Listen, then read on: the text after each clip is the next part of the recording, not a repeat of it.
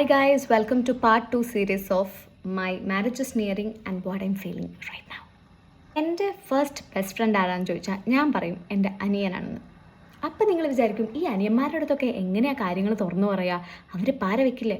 Definitely ഇവിടെ ഉണ്ട് ആ പാര, സെയിം പാര ഇവിടെയും നടക്കാറുണ്ട്. പക്ഷേ അവരില്ലാത്തൊരു ലൈഫിനെ പറ്റി നമുക്ക് ചിന്തിക്കാൻ കൂടെ പറ്റില്ലല്ലോ. ഞാൻ 2ാം ക്ലാസ്സിൽ പഠിക്കുമ്പോഴാണ് എൻ്റെ അനിയൻ ജനിക്കുന്നത്. അതായത് ഞാൻ അത്രയും നിർബന്ധിച്ചിട്ടാണ്, അല്ലെങ്കിൽ സത്യം പറഞ്ഞു കഴിഞ്ഞാൽ ഞാൻ ദൈവത്തിനോട് പ്രാർത്ഥിച്ചിട്ടാണ് എനിക്ക് അനിയൻ എന്നുള്ള ഗിഫ്റ്റ് ഈ ഭൂമിയിലേക്ക് വിട്ടു തന്നത്. സ്കൂളിൽ പഠിക്കുന്ന സമയത്ത് ലഞ്ച് ബ്രേക്കിനൊക്കെ പിള്ളേർ ഇങ്ങനെ സിബ്ലിങ്സിനെ കുറിച്ചിട്ടൊക്കെ ആയിരുന്നു സംസാരിക്കുന്നുണ്ടായിരുന്നത്.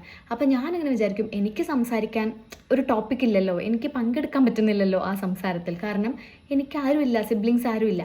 അപ്പോൾ ഞാൻ അമ്മയോട് പറഞ്ഞു, അമ്മ എനിക്കൊരു അനിയൻ അല്ലെങ്കിൽ അനിയത്തിനെ വേണം. അങ്ങനെ അമ്മ പറഞ്ഞു എന്നോട്, എന്നും വിളക്ക് കൊളുത്തി കാണിക്കണം കേട്ടോ, സ്വാമീനെ പ്രാർത്ഥിക്കണം, അപ്പം നമുക്ക് ഒരു അനിയനെ അല്ലെങ്കിൽ അനിയത്തിനെ കിട്ടും എന്നുള്ളത്. പക്ഷെ എൻ്റെ മനസ്സിൽ അനിയത്തി വേണമെന്നായിരുന്നു കേട്ടോ. അനിയനാണെങ്കിൽ ഞാൻ കുളത്തിൽ കൊണ്ടുപോയിടുന്നാണ് പറഞ്ഞിരുന്നത്. അൺഫോർച്ചുനേറ്റ്ലി ഫോർച്ചുനേറ്റ്ലി എനിക്ക് കിട്ടിയത് ഒരു അനിയനായിരുന്നു. ആദ്യമൊക്കെ എനിക്ക് ഭയങ്കര ദേഷ്യമായിരുന്നു, അവന് കൊല്ലണമെന്നൊക്കെ ആയിരുന്നു തോന്നിയത്. പക്ഷേ പിന്നീട് മനസ്സിലായി അനിയൻ ഇസ് സച്ച് എ ബ്ലെസ്സിങ്. ഞങ്ങളാണെങ്കിൽ മിനിറ്റിന് തല്ലുകൂടുന്നവരാണ് കേട്ടോ. എപ്പോഴും വഴക്കാണ് ഞങ്ങൾ തമ്മിൽ.